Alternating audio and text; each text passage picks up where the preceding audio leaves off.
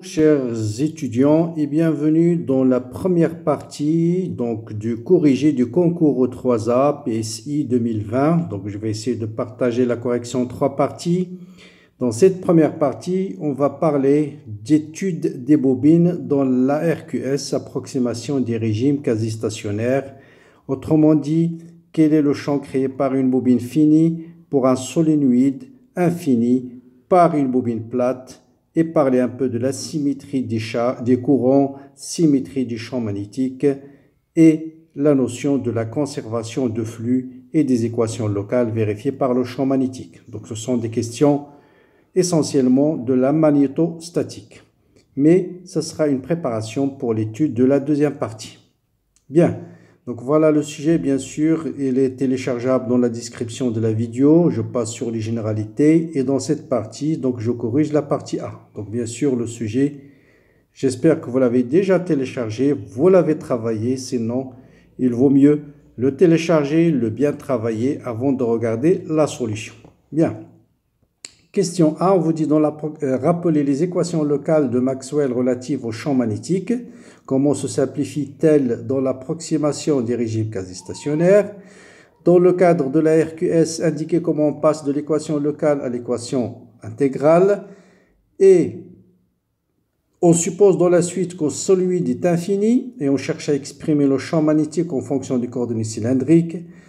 Quelles conditions l'approximation d'un solénoïde infini vous semble-t-elle légitime? C'est-à-dire sur les dimensions de solénoïde, quand est-ce qu'on peut dire que ce solénoïde est infini?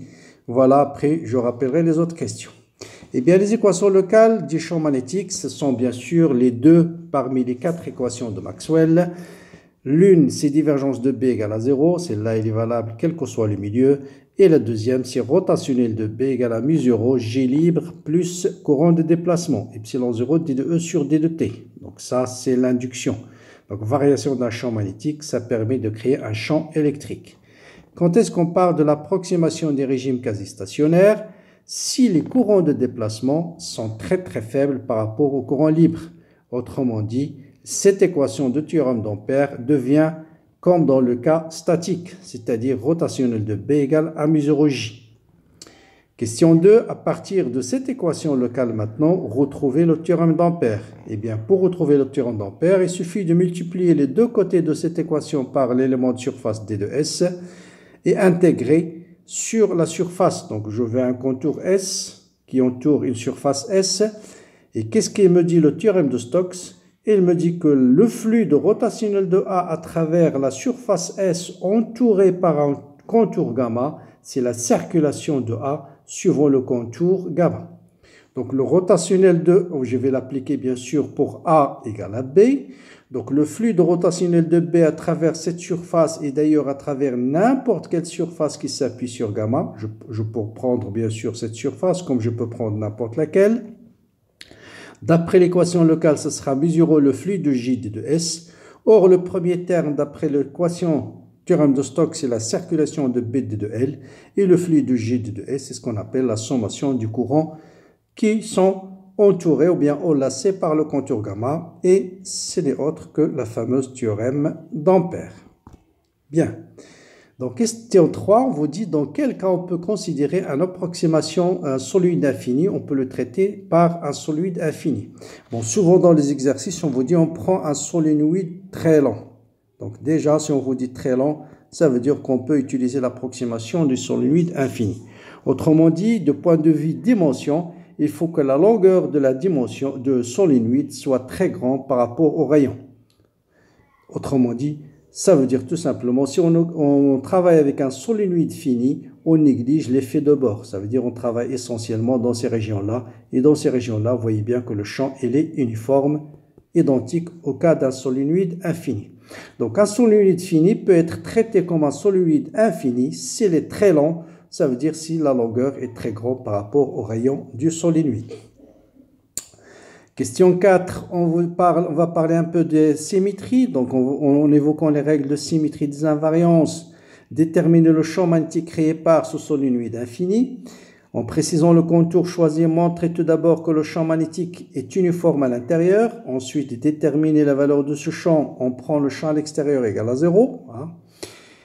Maintenant, on va s'intéresser à une bobine plate, d'accord?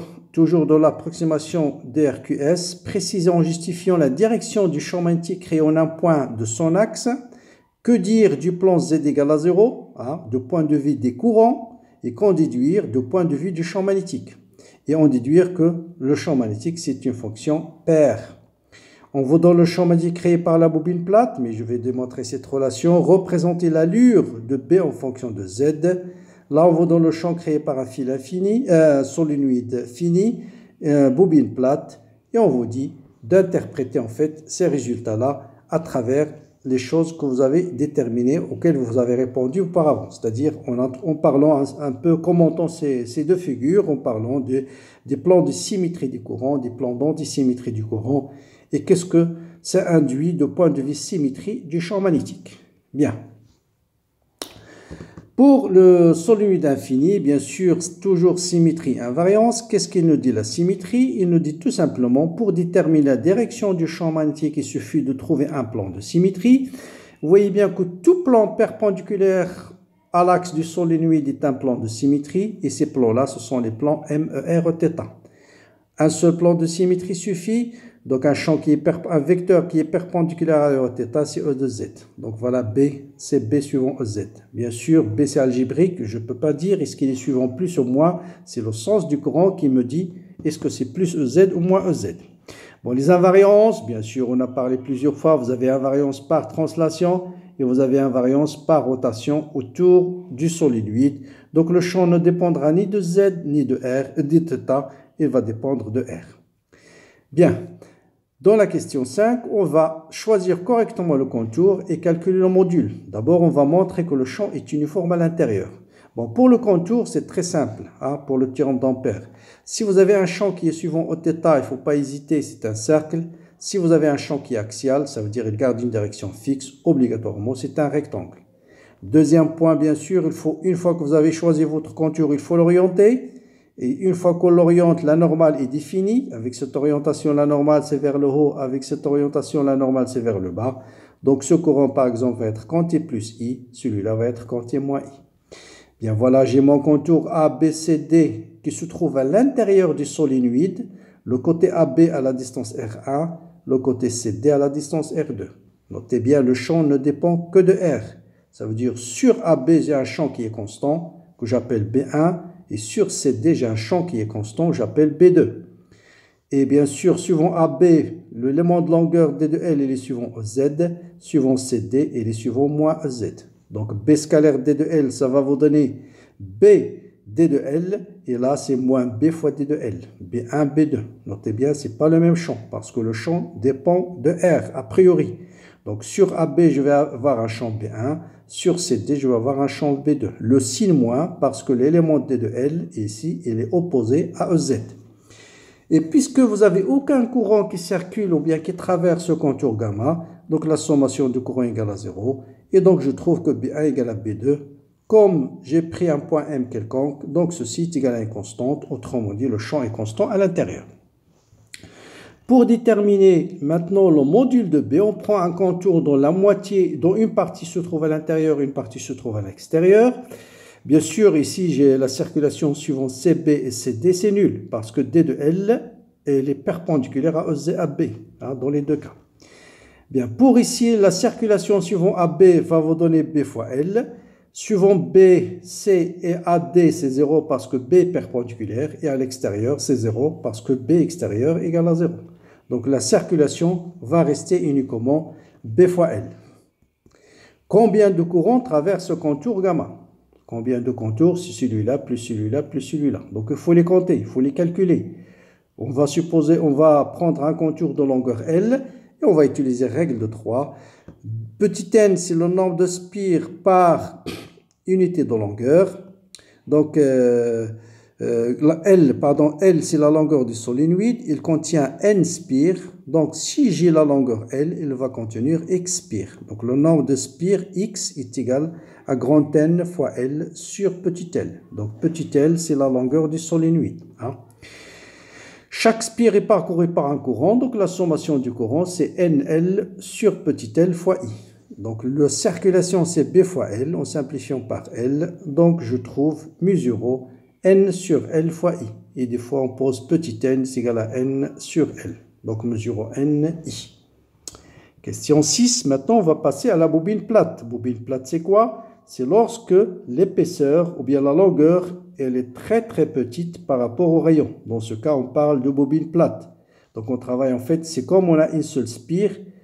On a une spire, mais l'épaisseur, elle est très très faible par rapport au rayon. On veut calculer le champ en un point de l'axe. Bien sûr, vous voyez que le plan M, Y, X et M, Z et MX, Z, ce sont deux plans d'antisymétrie. Donc, le champ est suivant au Z. Donc, pour ceux qui ont des problèmes à avoir des plans d'antisymétrie, j'ai fait un schéma agrandi ici. Voilà la sphère circulaire. Voilà l'axe du solénoïde et voilà mon point M. Ça, c'est l'axe Z. Voilà par exemple X et puis Y, elle est dans ce sens-là. Donc voilà le plan qui coupe la spire en deux. Vous voyez bien que, bon, et le courant circule dans ce sens-là. Normalement, vous voyez bien par rapport à ce plan-là, quel est le symétrique de ce vecteur? Normalement, c'est celui-là. Le symétrique de ce vecteur, c'est celui-là. Comme le courant circule dans le sens opposé, donc ce plan-là est un plan d'antisymétrie. Je vous rappelle que c'est un plan de symétrie. Si le courant point M, il est antisymétrie du courant point M'. Donc voilà le symétrique et voilà l'antisymétrie. L'antisymétrie de ce vecteur. Donc voilà I et voilà I'. I et I' sont antisymétriques. Bien. Que dire du plan Z égale à 0 de la bobine plate? Le plan Z égale à 0, c'est ce plan-là. Donc ce plan, bien sûr, c'est un plan de symétrie du courant. Pourquoi c'est un plan de symétrie du courant? Parce que l'image, la bobine appartient à ce plan, donc l'image d'un point M, c'est lui-même. Donc l'image d'un courant, c'est lui-même. Donc c'est un plan de symétrie des courants. Or, si vous avez un système qui admet un plan de symétrie des sources, c'est-à-dire des courants, ce sera un plan d'antisymétrie de B. Et inversement, si vous avez un système qui admet un plan d'antisymétrie du courant, ce sera un plan de symétrie des champs. Là, j'ai un plan de symétrie. Donc, ce sera un plan d'antisymétrie de B. Ça veut dire, si vous avez un vecteur ici suivant Z, son symétrique c'est celui-là, l'antisymétrie c'est celui-là. Donc, c'est le même. Donc, le champ en moins Z, ce sera exactement le même au point Z. Donc, B de moins Z, ce sera B de Z. Autrement dit, B, ce sera une fonction paire. D'ailleurs, dans la question suivante, on vous dit, voilà le champ créé par un solénoïde. Et vous voyez bien que B de moins Z égale à B de Z. Parce que B ne dépend que de Z au carré. Z au carré. D'accord? Voilà. Donc, on vous donne cette expression, mais c'est très facile à démontrer. Je l'ai déjà fait dans la vidéo précédente. Le champ créé par une sphère circulaire. Vous prenez un élément par symétrie. Vous montrez que OZ est un axe. Le champ est suivant OZ. Prenez un élément de courant ID de L. D'après la loi de Biot-Savart, c'est mesure aussi 4pi ID de L vectoriel. Bien sûr, ici, attention, ID de L, c'est un angle droit. Donc, on cherche d de b de z, c'est d de b scalaire au z, c'est cosinus bêta. Et vous avez alpha plus bêta égale à pi sur 2. Donc, ça, cosinus bêta, c'est sinus alpha. Et quand j'intègre sur la spire, le rayon il est constant, alpha est constant. Donc, il vous reste juste l'intégrale d de L, qui est de pi fois a, le rayon de la spire.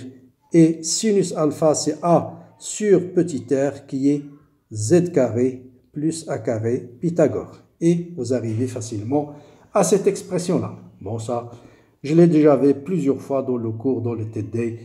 Je l'ai démontré, je ne sais pas combien de fois dans les vidéos qui se trouvent sur la chaîne. Bien. Pour représenter B en fonction de Z, pour une représentation physique, on ne vous demande pas de faire les détails. Il suffit de chercher là où B est maximum. Vous avez une fonction. Donc, pour chercher le maximum d'une fonction, si la dérivée est nulle. Mais dans ce cas-là, on peut faire plus rapidement. Quand est-ce que B est maximum? C'est le dénominateur est minimal. La somme de deux carrés est minimale si tout simplement z carré égale à 0. Ça veut dire z égale à 0. Sinon, vous pouvez calculer d de b sur d de z et vous allez trouver le même résultat. Donc, si z égale à 0, vous trouvez b max, je remplace z par 0, a carré à la puissance 3 demi, c'est a au cube. Je trouve mu 0 ni sur 2a. Dans quelle position B est égal à B max sur 2? Bon, il suffit d'écrire tout ça est égal à cette quantité divisée par 2. Vous simplifiez, bon, un petit calcul. Je passe rapidement et vous allez trouver z égale à plus ou moins a racine carrée de 2 à la puissance 2 tiers moins 1. Ça veut dire à peu près plus ou moins 0,7a. Après, on passe à la représentation. Il est maximum au point z égale à 0, donc j'ai une asymptote horizontale. Il est à 0,7a à peu près, c'est b sur 2, b max sur 2, moins 0,7 sur a, b max sur 2. Et je peux tracer, bien sûr, c'est une fonction paire, b de moins z égale à b de z. Voilà comment on trace cette courbe-là. Bien, question 10, on vous dit, on vous donne les lignes de champ, hein, c'est la courbe qui est proposée pour ligne de champ pour le solénoïde, ça c'est les lignes de champ pour la bobine plate, et on vous dit de commenter. Bon, il suffit de dire par exemple ce plan-là qui est perpendiculaire au solénoïde, c'est un plan de quoi? De symétrie des courants. Ah, le symétrique de ce courant, c'est celui-là. Et vous voyez bien que c'est un plan de symétrie du courant et représente un plan d'antisymétrie du champ. Par exemple, je prends ce point-là, ils sont symétriques par rapport à ce plan. Et vous voyez bien que le champ sur point, il est antisymétrique par rapport à ce point. Hein, parce que normalement, le symétrique de ce vecteur, c'est celui-là. Donc, c'est bien un plan d'antisymétrie des champs. La même chose, si vous prenez un plan au XY, un plan qui est perpendiculaire au solénoïde, qui coupe le solénoïde en deux, c'est un plan d'antisymétrie du courant. Et vous voyez bien que ce plan d'antisymétrie du courant, c'est un plan de symétrie des champs. Vous voyez bien ce vecteur, point par exemple, ces deux points, voilà ce vecteur, c'est sans symétrique, c'est celui-là. Donc ce plan-là, c'est un plan d'antisymétrie des courants, c'est un plan de symétrie des champs. Donc on retrouve les règles de symétrie qu'on a énoncées. La même chose pour bobine plate. Si vous prenez un plan qui coupe perpendiculaire à la bobine plate, qui le coupe en deux, c'est un plan d'antisymétrie des courants. Et vous voyez bien que ce plan-là, c'est un plan de symétrie des champs. Ce vecteur sans symétrique, c'est celui-là. Et le plan qui contient la bobine plate, c'est un plan de symétrie des courants. Et ce vecteur-là, ce plan-là est un plan d'antisymétrie du champ. Voilà ce point et ce point. Je prends deux points symétriques, par exemple celui-là et celui-là. Vous voyez bien ce vecteur et ce vecteur, ils sont antisymétriques par rapport à ce plan-là. Donc voilà.